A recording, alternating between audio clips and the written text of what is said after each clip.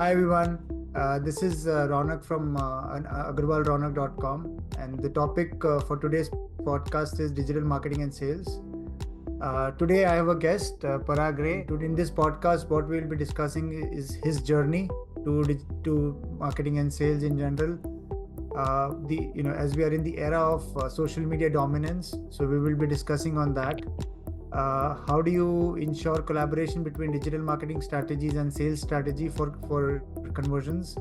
Why is digital marketing so important? On a business level, discussing balance between paid marketing versus unpaid marketing.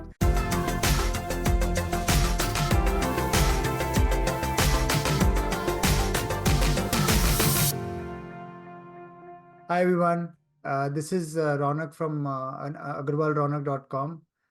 Welcome to my new podcast today. And the topic for today's podcast is digital marketing and sales.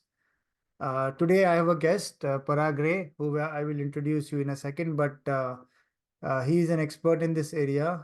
In this podcast, what we'll be discussing is his journey to marketing and sales in general. As we are in the era of social media dominance, so we will be discussing on that. How do you ensure collaboration between digital marketing strategies and sales strategy for conversions?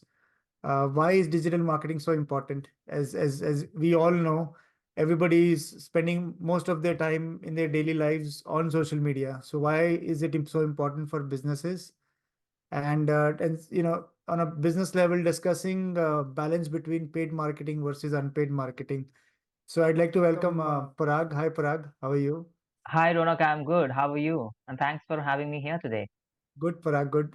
And again, it's I've known you since some time now, and I've Yeah. seen your work as well. You've written multiple books on strategies, sales strategies, and you do career mentorship and all that. So it really excited me because digital marketing, sales, all of this is my interest area as well. So if I would like to ask you what led you to pursue a career in digital marketing, and what is it that you do in general on your daily basis, and what are your interests?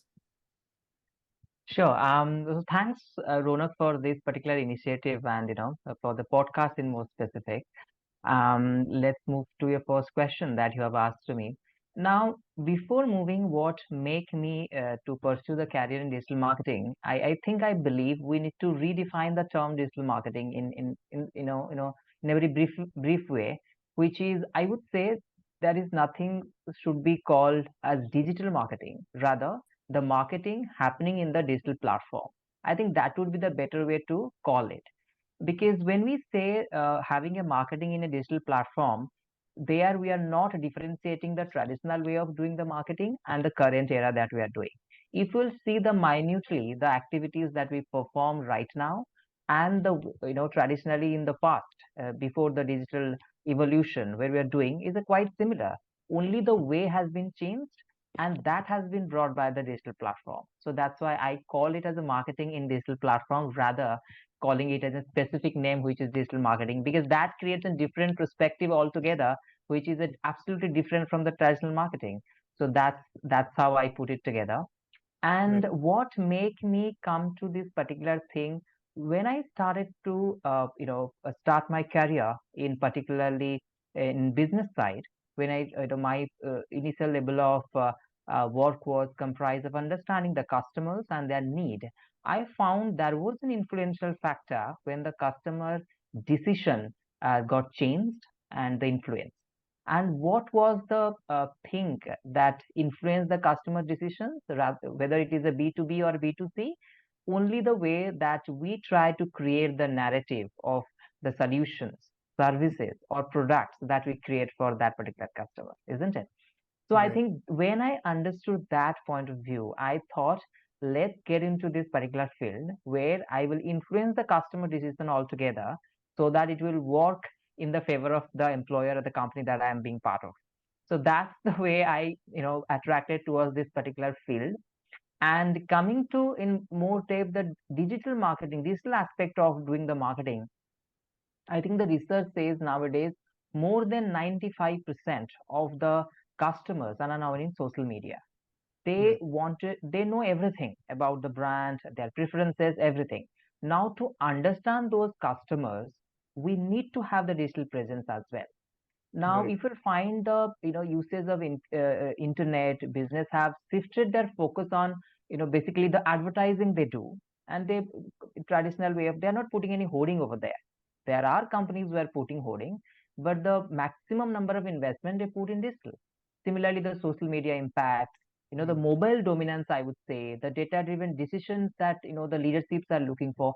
So these are quite a few factors that influence the customers and the business head, and that's where I feel my inclination towards move from the traditional way of doing marketing. The marketing has been done in digital media, I am putting it this way. So that's the main reason and factors what influence to come to this particular step. Yeah. Right. Yeah. I mean, I think it's where the consumers live. So I think businesses have realized and also when you're on digital, you can track and have that data work for you. Because if you put a hoarding, you don't have any data, any interaction data. You don't have these kind of data analytics as Yeah. such. But when you have a digital medium, you can do tracking, do lots of other things to see if your content is being utilized by other people, what is the brand conversion, and I think that is also intrigued the businesses more. And it was Yes. really exciting to hear your story, because I think many people, often coming from bachelor's background, may or may not be they may or may not have done bachelor's in marketing or MBA in marketing, but still everybody it needs to understand that marketing is so important these days, Yeah. especially on the Yeah. digital, like you said. So apart from marketing, what else do you do? Because when I see you, I think there are other interests that you have as well. Oh, yeah, definitely. Because apart from my work, I have my own time where I try to work on, basically the my principle is very simple. Whatever I learn from whichever media, I love to share with the world with only one purpose, that I feel it's not easy for everyone to learn everything.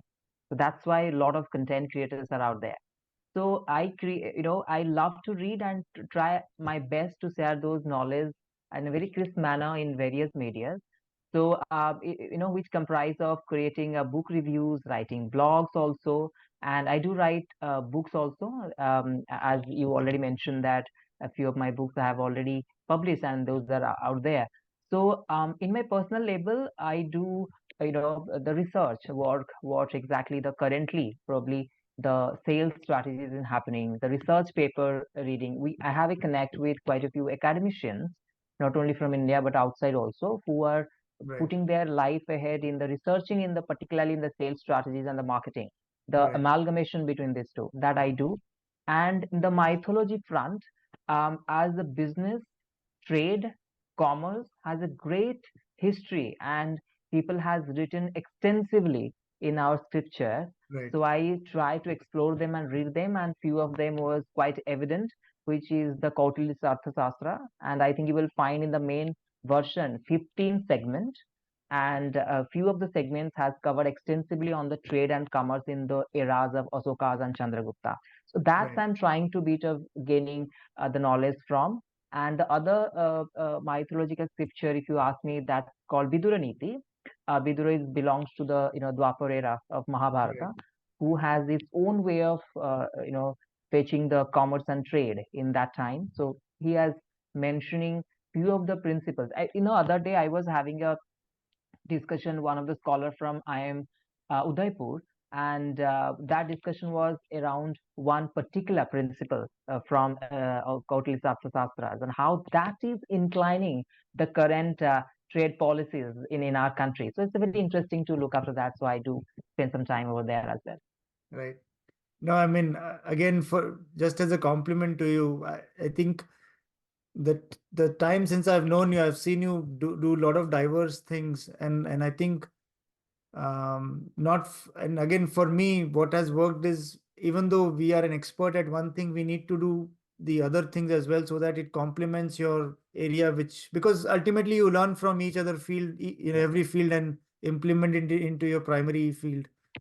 Yes, yes, But I think if you, um, for the audience that is listening, listening, if you can share some links where they can, if somebody has interest in Vedas, they can, especially I have interest in Vedas, and like I was telling you, I have interest in Upanishads and other type of literature.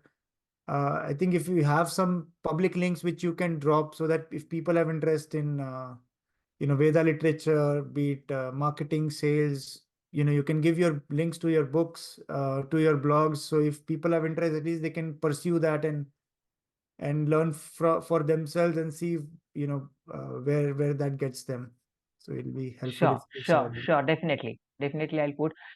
Probably, if I name one of the institutes who's they are providing the online training in a very affordable price, is called Vishma International of Indian Vedas and Scriptures. They provide courses of, you know, uh, frequently they provide and short-term courses on particular thing. For example, if you want to learn about the temple architecture, that's your interest area inside the Indian scriptures and Vedas, so you can go ahead. I think I welcome all the engineers out there, Right. predominantly the civil engineers. They can come and learn that. Similarly, if you want to learn that I mentioned about the trade policies, there is a Trade course out policies. there. So yeah, Okay. so you will have an initial level of understanding from there, and you are, feel free enough to explore the relevant books, I would say, written by all the experts. So Right. that will be, helpful. Yeah. Right. I think I'll be the first one to register there because of my interest there. But thank you, Parag. Now, coming back to the subject on digital marketing and sales, I think you mentioned that it's not it's not right to say digital marketing. It's right to say marketing in the digital world. So, what are the different type of mediums over the so many years have been there and now digital? Any light that you can share on that? Sure. So basically, when I say marketing in the medium, like digital medium, so we call marketing in digital medium. Similarly, we have, the prior to digital medium, it was a traditional medium, right? In traditional medium, if we'll find the varieties of ways. Let's talk about first traditional, then we'll move to digital medium of doing the marketing. Now, in traditional marketing, what exactly people were doing? Only the print media was the thing. Even though currently, when I prefer to read the print media, so I ordering, particular newspaper. So you will find the local businesses, the SMEs, the initiatives, they put a pamphlet out there. So that's Right. called a print media advertisement. Now there is another interesting thing, if that is being spoken about, which is called out of home marketing. In basically, it's come under the umbrella of traditional marketing, where you Right. will find putting the billboards in near to my where I stay, near to my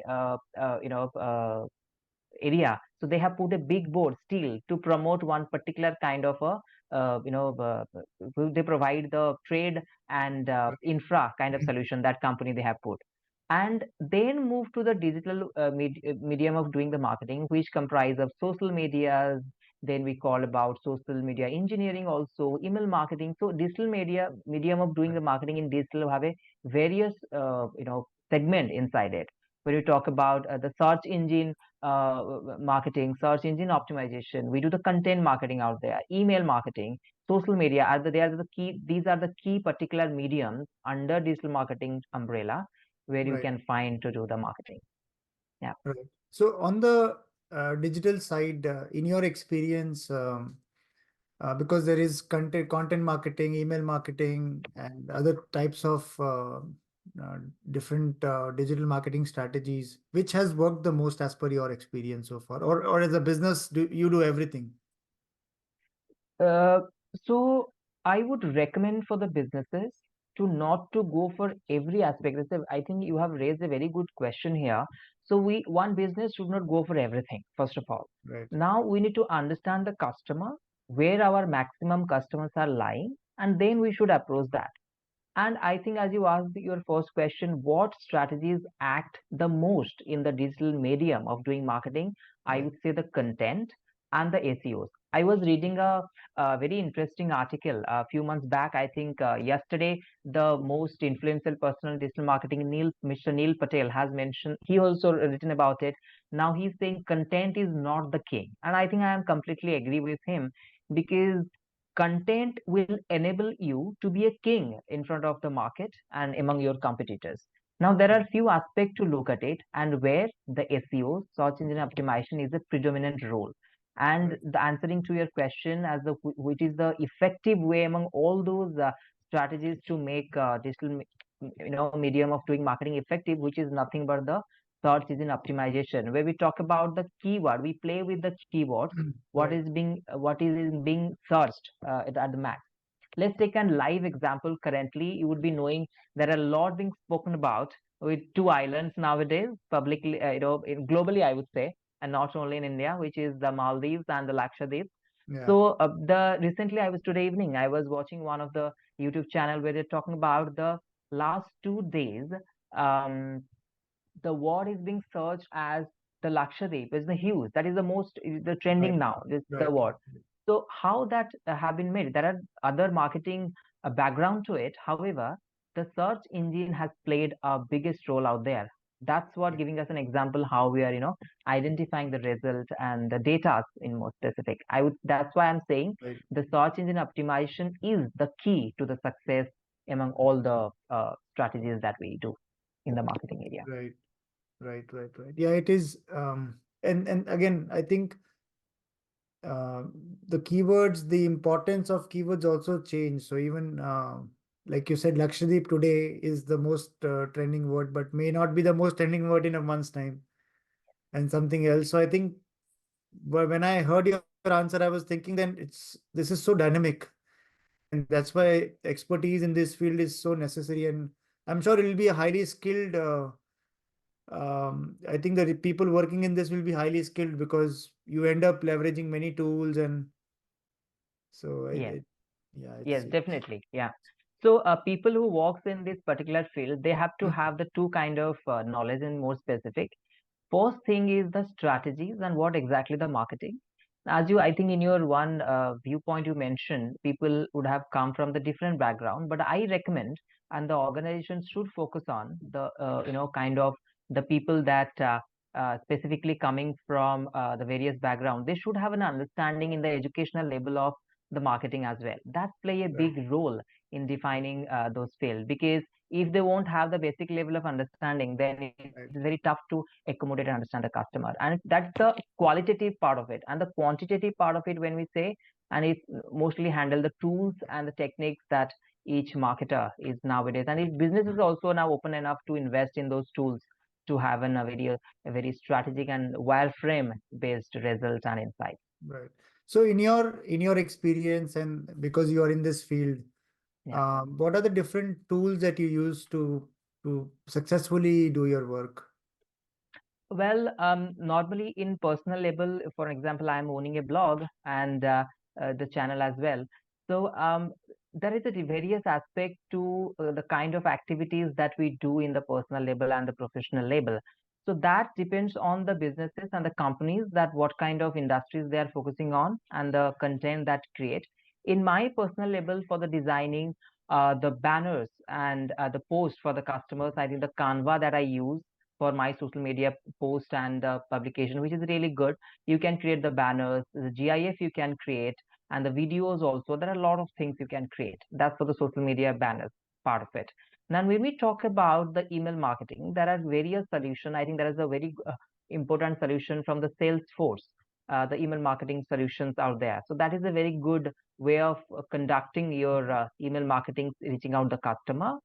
And talking about the keyword optimization that we call about the SEOs, for that we need to research the keywords. That in there is SEMrush are there, RF. These are the predominant two tools I use. There are the very free tools also. I think that's helped me a lot. I think I prefer to use them. Right, So these are the key tools and techniques that basically I prefer to use. And when we talk about, apart from it, basically the content management, people are now facing challenge in managing the content. For example, the marketing operation is the biggest operation right, after the HR, I would say. So there are various aspects team works for to make it happen one event. So to pass one particular content in a different way of auditing, we have scrutinizing, optimization, approvals, proofreading, everything we have in a particular content. So to right, make that flow happen smoothly, we do have various content management tools that in sales term we call it as CRM. So here that is customer relationship management in CRM in sales they told, but I think in the marketing term, I also called something called CRM, where we called content resource management thing. So that's probably is the my own created words. So where we need to use various tools out there. So Salesforce have their tool, Google even have their tool, the various Right. organizations they have their own tool. In Jira also have its own tool where we can manage the flow of a content development in marketing. Right. Yeah. Right. Yeah. And then that's true because I've seen in my professional world, if I have to write a blog for my company, that goes through so many approvals. So I think those CRM, the content resource management solution, which you said is so important, especially in the professional world. Personal, you can still manage because it's your content. You can do whatever with it and use it the way you want to.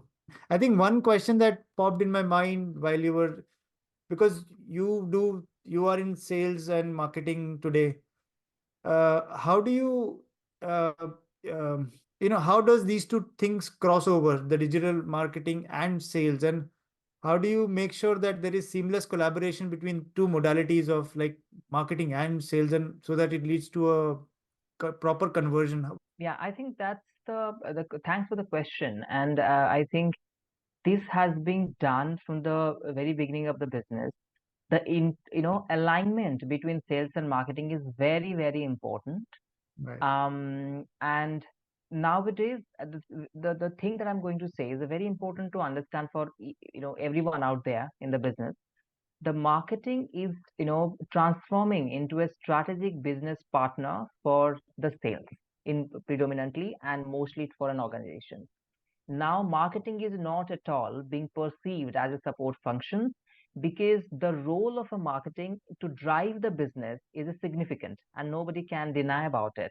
We all understand that because if marketing will stop, then that would be a huge impact on the sales Right. because the very first, when we talk about the sales, we have the mostly the two segment. We're talking about the farming and we talk about the hunting. Okay. Now, the farming part is well, that is an impact when we talk about the farming, which is the existing customer, and we are building rapport with them, creating new solution and product for them. So that's the existing customer. We still need few of the marketing impact and the influence to, sustain and retain those kind of customer for us. Now, Right. what about the haunting segment? That the new customer that we haunt, if we'll, make the marketing involvement out there, we'll make the marketing at the void and null, then I think that will be creating nightmare for the salespeople to reach out to the customer and they influence them. So that's why I want to convey very clearly that the marketing is being sustainable. I would say the business partner for any organizations for the sales team.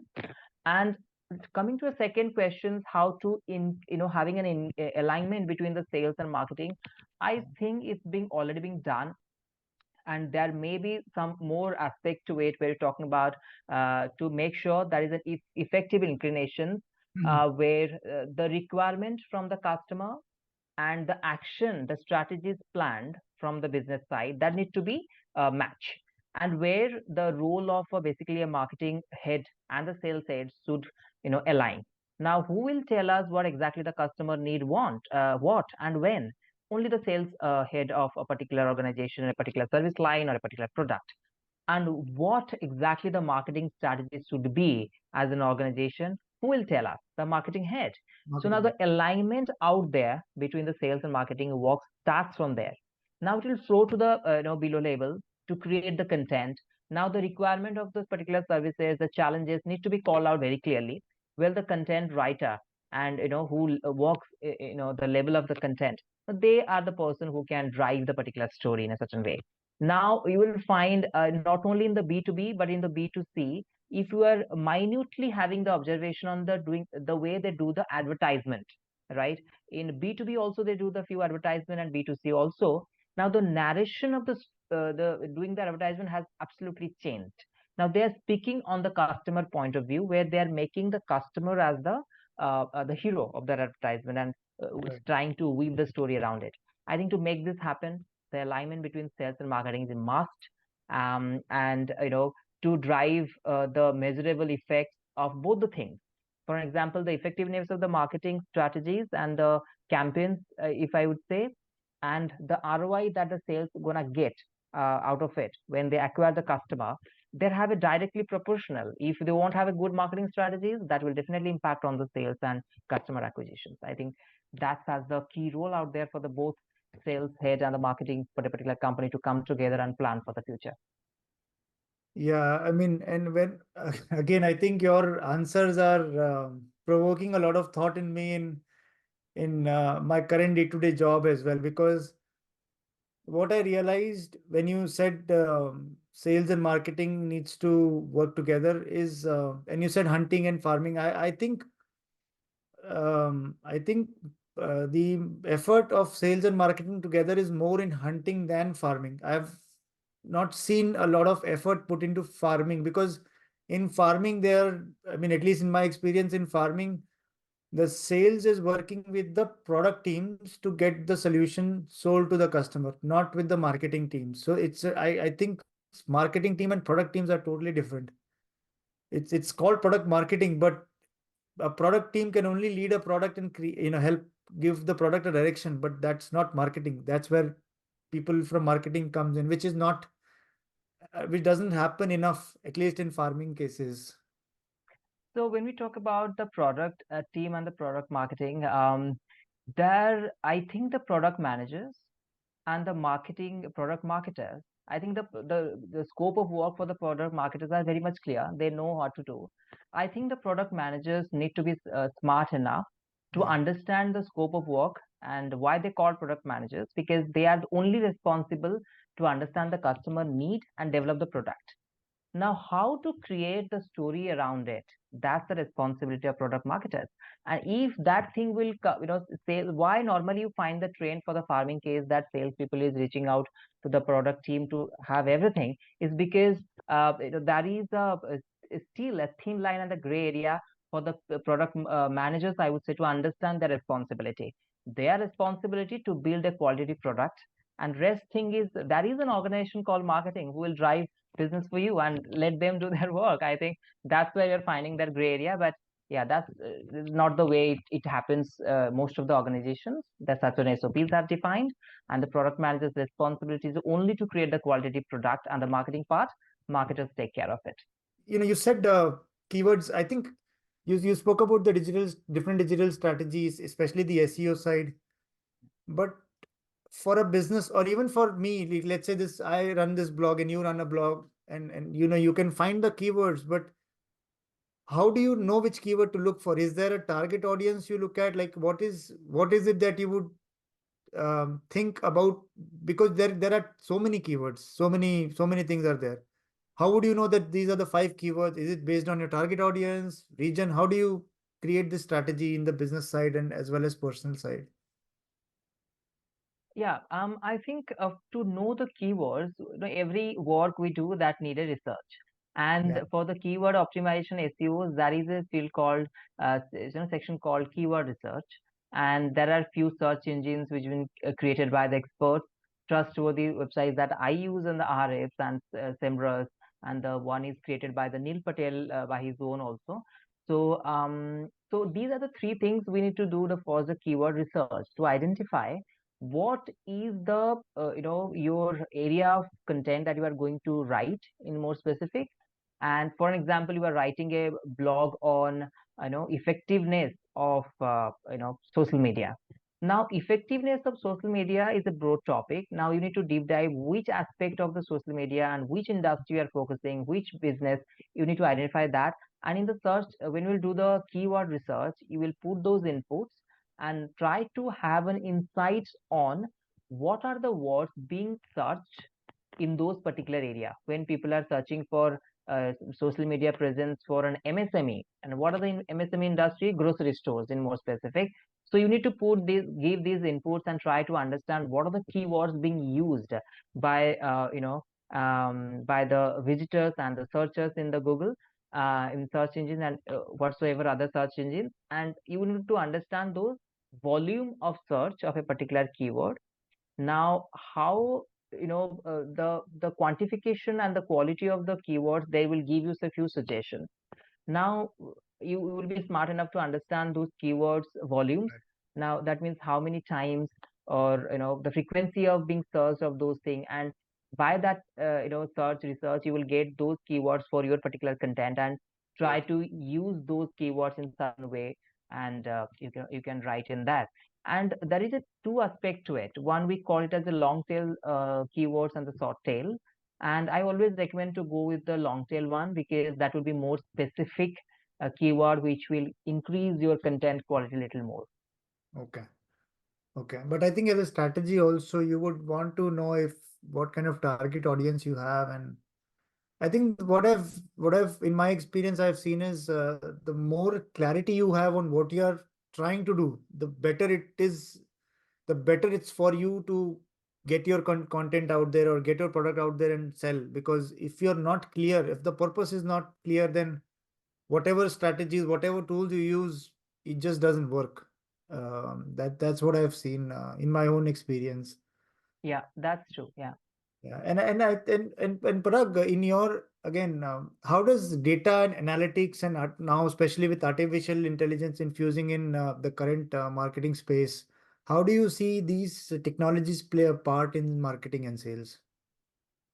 Well, I think in terms of data analytics, when we spoke, and which has a very predominant impact in each and every businesses, we talk about the customer understanding. Now, in content label, let's talk about the content label. We do a A/B testing. Okay, in content label, let's take an example and start the discussion around that. Now, data-driven experimentation, when we do on the content label, basically we do compare between the two content. For an example, we are already having a content in a blog. For an example, in my blog, I have already written about it. Now I'm gonna write a similar kind of content, a bit of depth level, in a separate blog. So I have to compare them. Now the A/B testing that will tell you what kind of visitors and what kind of keywords has been used to search that particular blog, where there is a scope of improvement in terms of creating, not adding a punctuation, using this particular word, or adding this kind of backlinks for the, for example, I have referred to one particular source, I need to have that link also. Those kind of recommendation will tell you in the content level. Now we talk about this is the marketing aspect of it.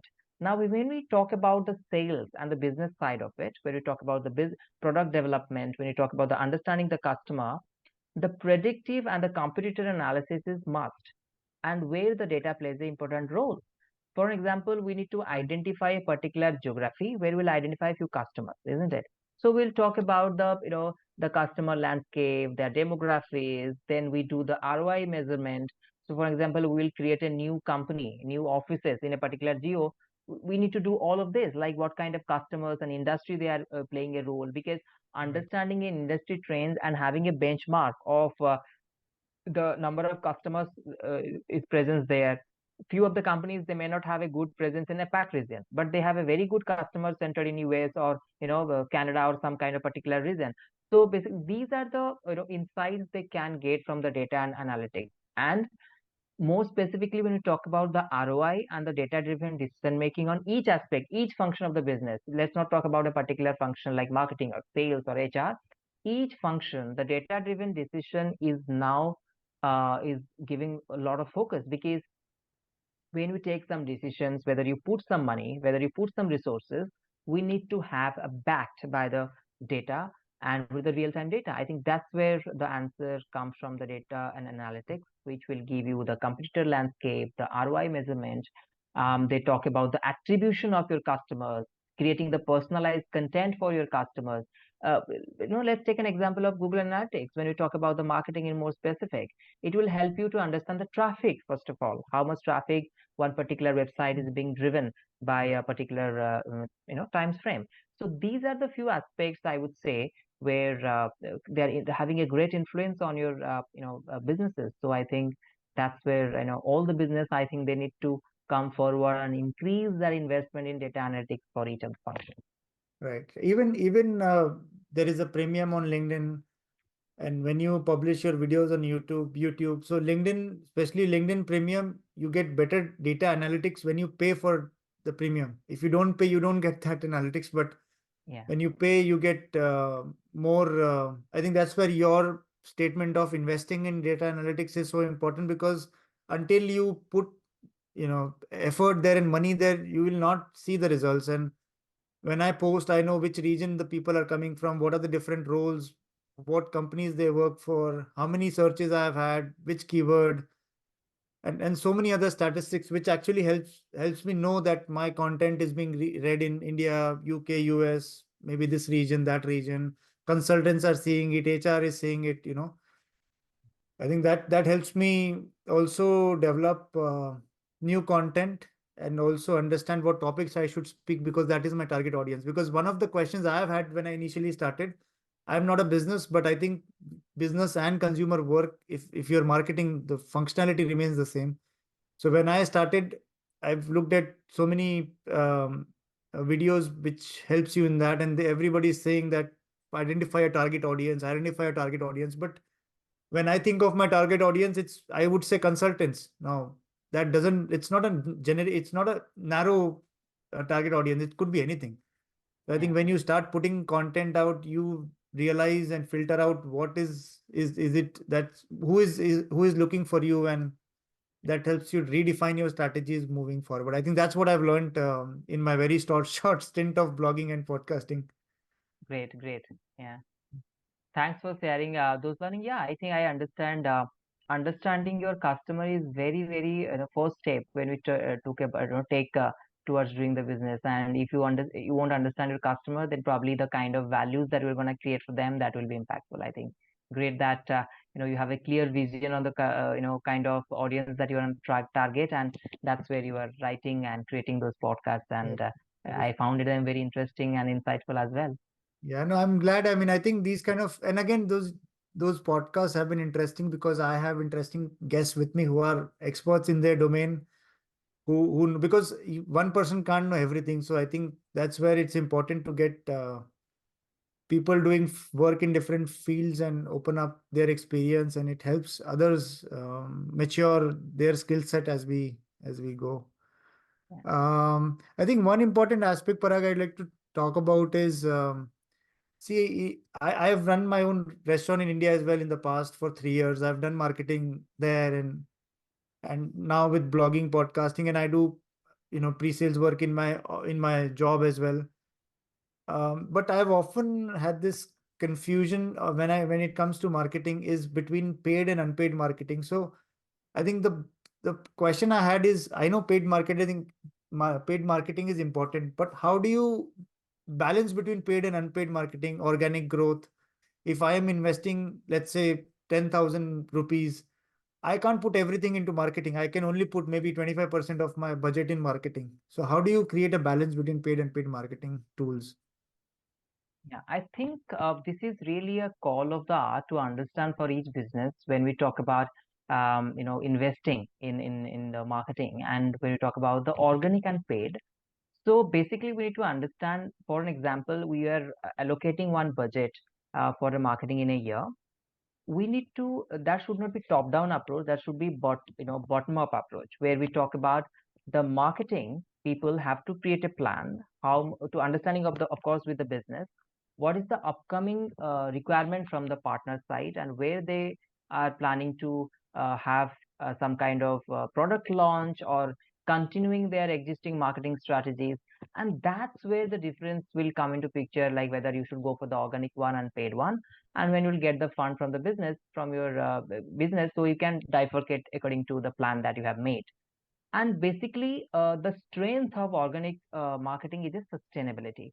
And that's the kind of continuous process that you need to do. Even though the paid marketing is not required, you need to have your organic marketing, and which Right. creates some credibility that will show your credibility in front of your customers. Basically, when you try sustainably, you will do your organic marketing. What you do normally, you have a search engine optimization over there, you need to have a SEM also over there.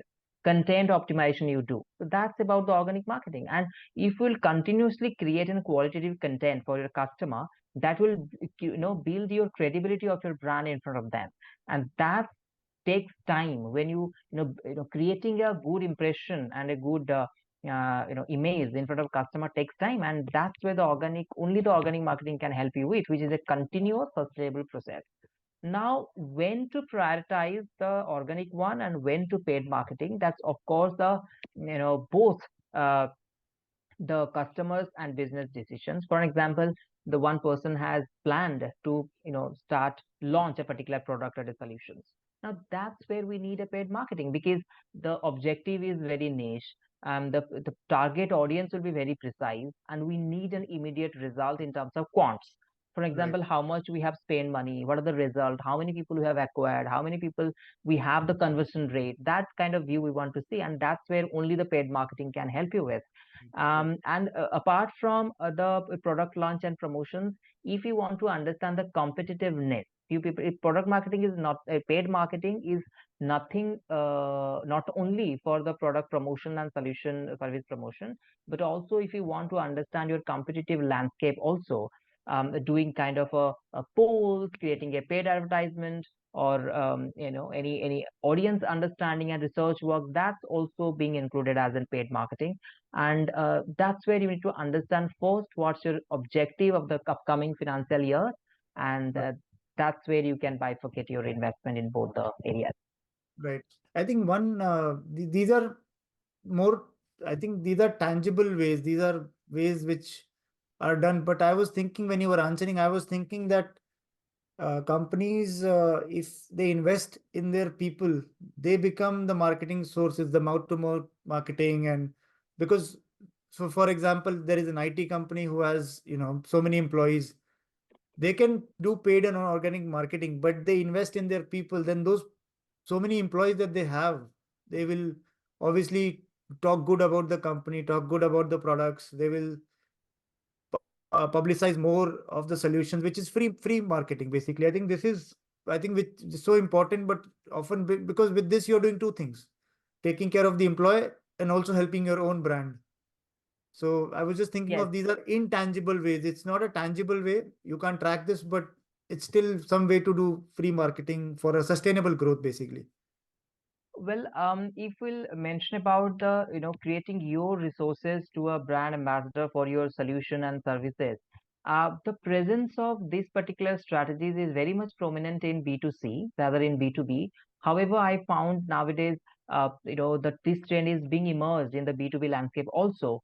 Let's take an Right, example of one of the brand in B2C, says a CPG customer, when they started to put their employees' face picture in their product when they were selling, and they were mentioning something about them, and they were right. trying to, do that. So that's I think the impact of acquiring the customer and influencing the customer is more in B2C rather in this particular principle in B2B.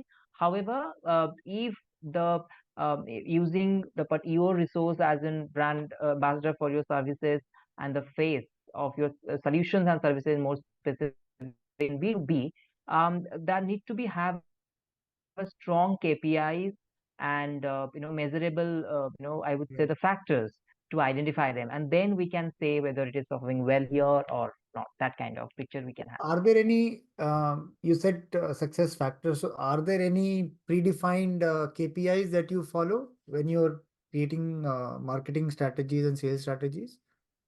Oh, definitely. I think when we talk about the marketing in digital medium, when we talk in the initially, so there are a number of matrices by which we can assess a particular content and the marketing inputs which we are putting out there. The first and foremost thing is the conversion rate, because this is the ultimate thing that each and every B2B business in, because we are talking about B2B, so we look into it, and to make it happen, the conversion rate in a good shape, there are other matrices there. When we talk about the digital place, it's CTR, which is called the click-through rate, the Right. return on investment, directly proportional to your conversion rate. We have CPA, cost for acquisition, something called customer lifetime values also. So these are key parameters, Right, right, right. I think. So people are using to assess their particularly the digital presence of their companies. Right, right, right.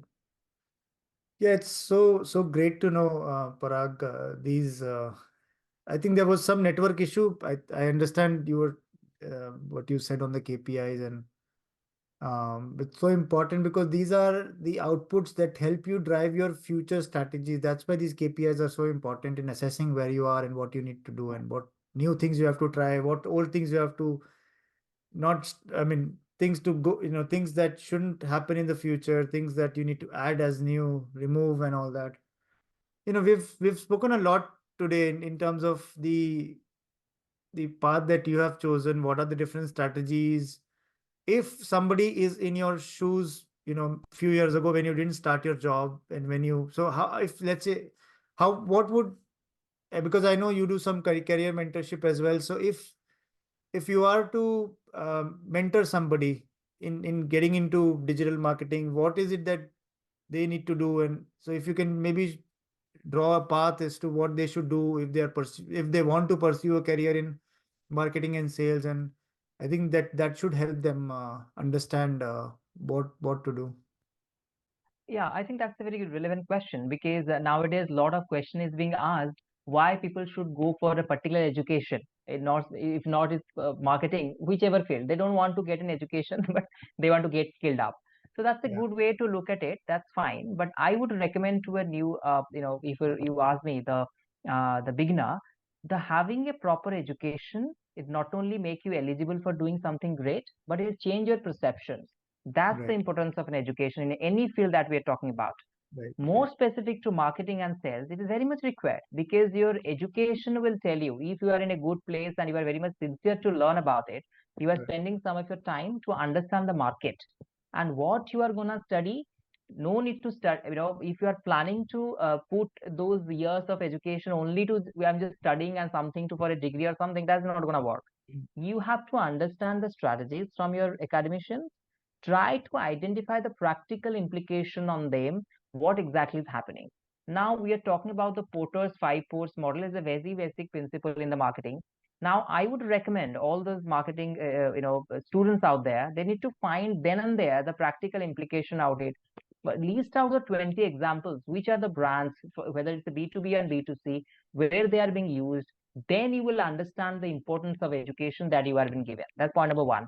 Point right, number two, the training and internship, which is a very big impact, which will make you eligible and that will add credibility to your profile to right, be welcomed to a good company to sit at least for the interview. If you won't have that thing, then you need to think on it. Now the third thing is, in more specific on the digital marketing, I think digital marketing or as I redefine it, marketing in digital medium is only about the skill set and the techniques, right, where particularly a particular education is not required until unless you are having a basic understanding in education or marketing. If not, you have to spend time without understanding your basic principle. If you jump up into marketing, you right, have to do the backward down. If, for an example, you will come here, you need to creating a content or advertising and marketing, you need to deep dive. You have to some the point you have to go back and you have to read and come back and work on it. So I think the understanding and the education is predominantly fine. And the more specific to the digital way of looking at it, tools, techniques, the software, and there are 13 to 15 segments under digital marketing altogether. So you need to understand each one of them, and the practice makes men perfect. There is nothing called smart working. So you need to work hard, you need to understand it, create your own blog, create your multiple websites when you are starting your career as a digital marketer, because creating a website is the first step where first instance in the starting your career in marketing in the digital medium. So that's where I think that these are the three areas. And the fourth and the very very important one, the read and read, because yeah, whichever level you are in the business, you have to read, because without read you won't get anything to talk about. And whether you are in professional life or a personal life, you need to identify the very valuable content, whether it's a newspaper or book, if you are, or any blog, you have to read. If you go and search or do an interview, if you I would recommend to the students, in my college also, when I go, I ask them, you please do an interview with the most successful person that I found in your particular field. They would be definitely add 10 to 15 minutes of read in their life. So that's my concluding, probably the recommendation for the student. right. Yeah, I mean, I don't, I don't read too much. I just scroll through, but I think this is one thing I need to improve on. But And again, to I'll just add one more thing. When I was wanted to learn something about digital marketing, Google offers a free course on SEO SEM. So if anybody, and I'll try and put the link, but if you search for Google SEM SEO course, I think there is a free course available from Google on because they do ad centers and all of that. So I think that is another great resource if you're starting in, just to see if you have interest or not. If you can't go through the course, that means maybe you don't have enough interest in digital marketing, but the potential is huge. That's what I see.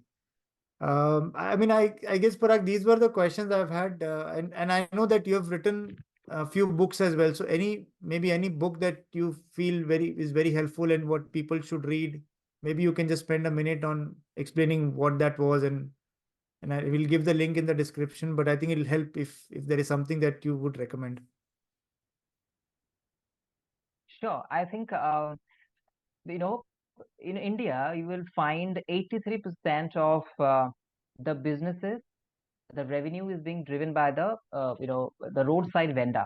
So my recent book that I have published, which I have written from my own experience, where I try to explore the few of the Indian roadside street vendors, and how they are using the sales and marketing strategies to retain and attract new customers. So I just wrote that book on the 10 stories, probably my experience with those 10 very normal and simple Indian street vendors. Right. And I try to research and fetch few of the principle out of it. So that's the book, my recent book, which I named it as Tales on Sales. And prior to that, I have written two more books, which was more specific to the career mentorship, which Right. I feel are very, very required, not only for the people who are going to start that career, but also the mid-level managers who have getting retirement from the managers. So that book is also an research-based and an experiential book, because when I got the direct question from of my few colleagues, my friends, of each and every age group and the experience level that I have, I thought let's put together the learnings, the way I found from the research path in the book. So Right. that book is the quite a good valuable for all the professionals and the students as well. Yeah. How do you get so much time to write books, do your job, uh, put podcasts, content, blogs? How do you get so much time? Research, Vedas. So when it comes to the time management, I only believe if you won't find your work as part of your life, then you are not in the right place. You Right. need to your work is your life, because then only you will feel like okay, you are in a place. And in my case, I love my work that I have been doing for the last 8 years in probably in corporate life. So I do have my time, because we all understand 24/7 we don't put at our work. So there are certain kind of planning I do. I have my personal space where I use that effectively and make sure that I use them fruitful way, not only for me, but also for the people who are listening to me and reading to my write-ups and content. I'm sure you're not married. No, I'm not. That's why you're getting so much time. I hope after that the situation will still like this, so that people out there who can continuously get some valuable content from me. Yeah, no, I mean, I'm sure because I have found you always knowledgeable, very diversified in terms of what you are doing. Your Thank you. Thank research helps you keep, I think research helps you in your field. So I think these are few aspects that keeps you going. And I've always, even though we have not spoken that much, but I've seen your posts on LinkedIn and other social media platforms, and I know that this person means business. He's not fooling around. So, and with your books and all of that, your achievements, I think it's been good. I'm really glad that we are doing this today and recording this session, and I'm trying to get the views on your side, and hopefully this helps people who listen to this. But any last comments you'd like to make, Parag, before we end this?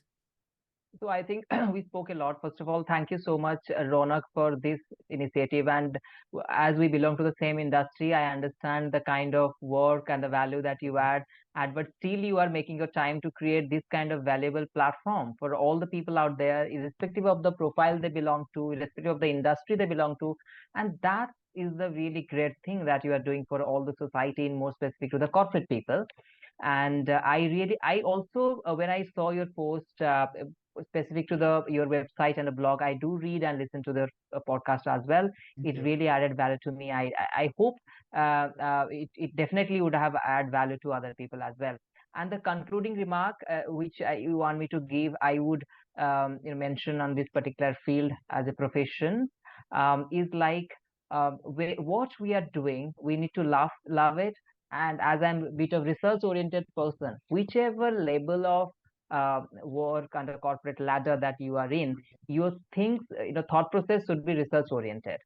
Then only you will get that feeling of reading and learning in a continuous pace, All and right. that will add value to your career in personal and professional growth. That's my concluding remark for today. And thanks for having me here. I'm really glad that you have with me here. Yeah, no, I'm sure we'll have more sessions like these based on what we do in the future as well. But thank you, Parag, again for coming in here, sharing what you do, your experiences, and I think it should help people across different age groups and the type of work they are doing, because we spoke about business, B2C, B2B, sales strategy, marketing strategy, KPIs, how is data playing a role. I think we spoke a lot about a lot of these aspects which are usually not recorded. But again, thank you, Parag, for coming in today, and Thank uh, you. and thank you for sharing your views. Thank you. Thank you.